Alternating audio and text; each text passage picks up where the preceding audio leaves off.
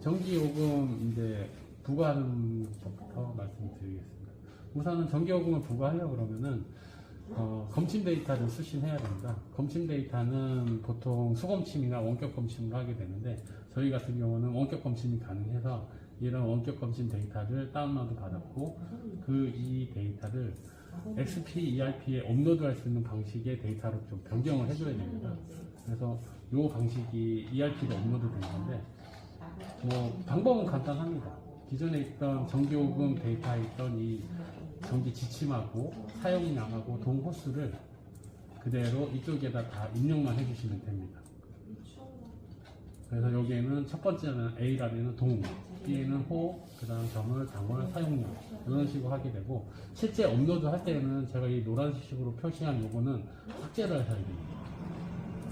ERP에서는 1번부터 인식을 하기 때문에 1번 1호, 101동 101호부터 인식을 하기 때문에 요 란을 삭제를 하고 업로드를 해주셔야 됩니다. 그래서 요렇게 만든 자료를 XP ERP에 접속을 해야 됩니다. ERP에 접속할 때는 개인 아이디하고 비번을 쳐주시고요.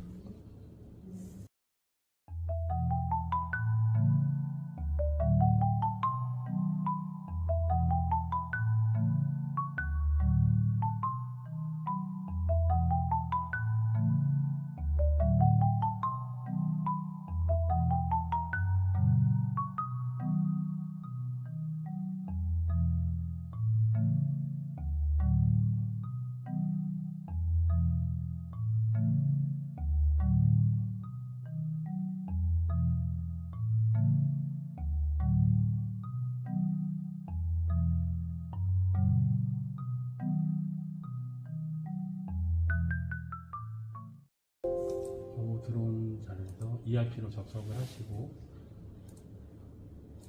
ERP에 검침으로 들어가시고 정기 검침으로 들어가시면 됩니다.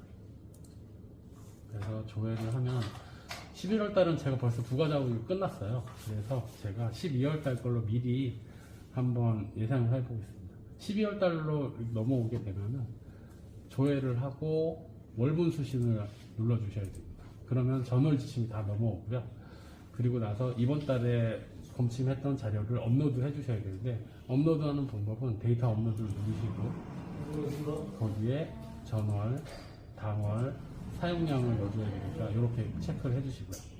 그리고 데이터는 제가 가지고 있던 데이터, 저는 전기요금 쪽에 자료가 있어가지고 11월달 전기요금 업로드 자료를 만들어 놓은 게 있어서 이걸로 올리겠습니다. 이런 식으로 자료를 업로드하고 저장만 눌러주시면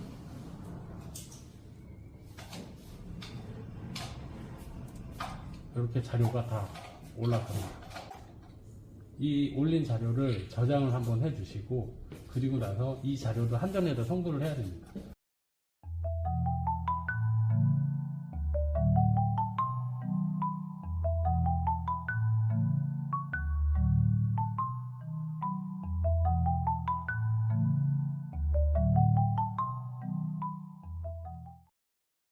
한전에다가 송부하는 방법은 한전 검침 송신 작업이라는 게 있어요. 이걸 눌러주시고 여기에서 조회를 눌러주시고 한전 자료 전송이라고 눌러주시면 합산된 전기요금이 한전으로 전송됩니다.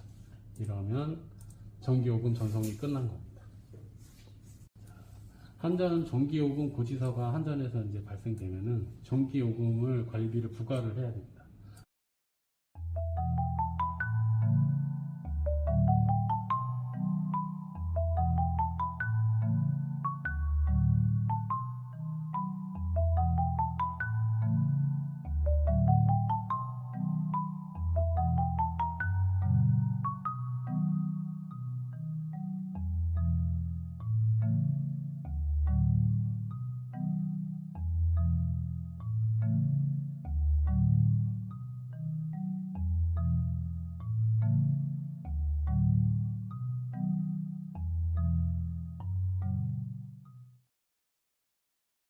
부과하는 방식은 큰 틀이 있는데 제가 PPT로 띄웠던 자료를 하나만 띄우겠습니다.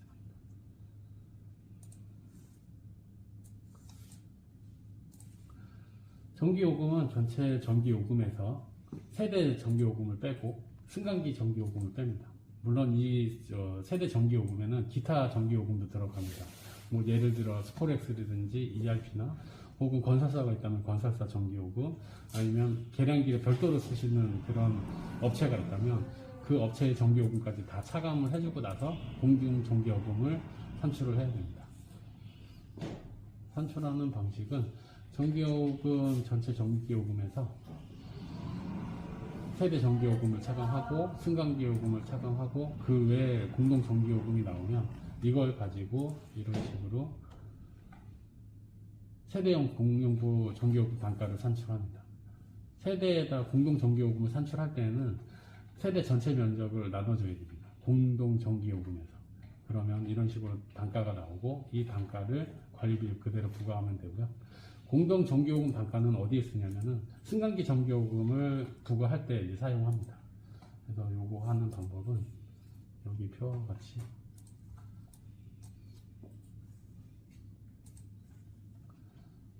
이런 식으로 공동 전기료는 아까 말씀드린 대로 전체 공동 전기요금에서 세대의 면적 전체, 저희 같은 경우는 유형이 열 몇 가지 정도 되는데 이 유형의 세대수를 곱한 전체 면적에 나누기 공동 전기요금 나왔던 그 요금을 나누면은 공동 단가가 요금이 나옵니다.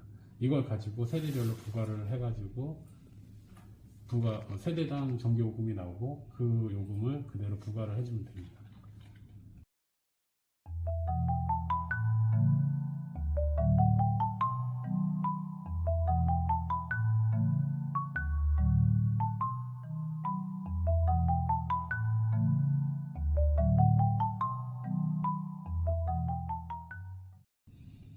다음 승강기 전기요금인데, 승강기 전기요금은 관리규약에 해당 동의 전기요금을 어떻게 부과하라는 게 보통은 다 나와 있습니다. 거기에 혹시 1층 세대에서 부과를 하지 않는다라고 나와 있으면 그 해당 세대는 제외를 하고 나머지 세대에 대해서 부과를 하는데, 전기요금 단가를 산출할 때는 공동 전기요금 아까 나왔던 이 전기요금을 적용합니다.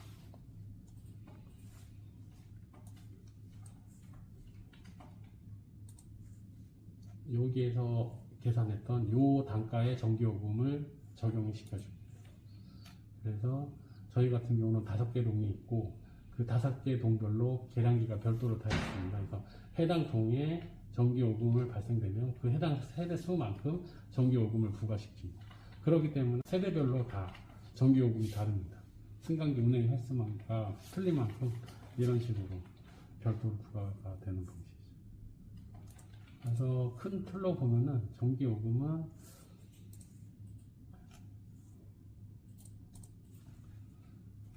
저희 전체 전기요금에서 세대 전기료를 빼고 그리고 나서 그 외에 나머지를 가지고 공동 전기요금으로 산출을 하고요.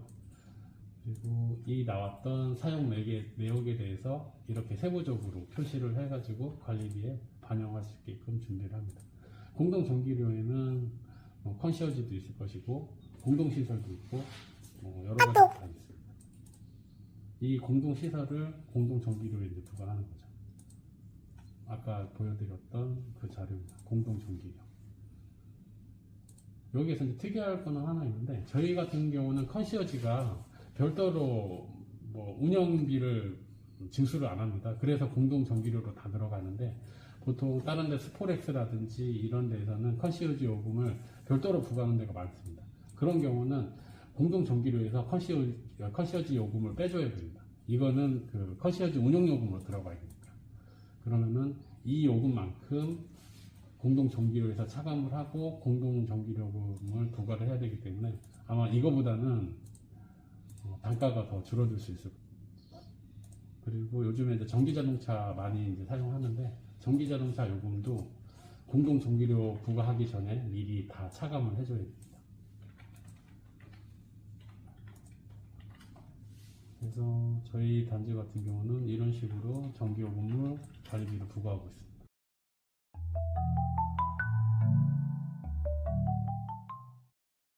요거는 한전에서 온 자료하고 저희 단지하고 비교하는 방식입니다. 한전 전기요금 조회를 누르면 여기에 10월달 자료를 보시면 한전에서 부과된 자료 그리고 저희에서 부과된 자료가 있는데 특히 이게 편한 방법은 한전에서 발생하는 대가족이라든지 이런 복지 부분을 제가 일일이 확인하지 않고 이걸 바로 저장을 누름으로써 한전에 있는 자료가 그대로 저희 ERP에 다 넘어온다는 겁니다.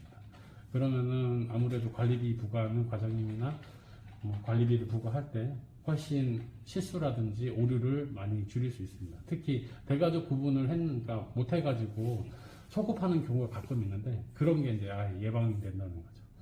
요 한전 조회 검침은 한전 전기 요금과에 접수 신청을 하면 이렇게 확인이 가능합니다. 근데 요게 접수 신청을 하지 않으면 이 조회 자체가 안 돼요. 확인이 안 됩니다. 그래서 요거는 미리 접수를 하고 이런 식으로 활용하시면 좋을 것 같습니다. 저장을 누르면 한전께 저희 ERP 쪽으로 다 들어온다는 넘어가요. 거죠? 네, 똑같이. 네, 그대로 넘어갑니다. 그래서 전기요금도 실수할 게 없습니다. 한전요금 그대로 다 넘어가니까.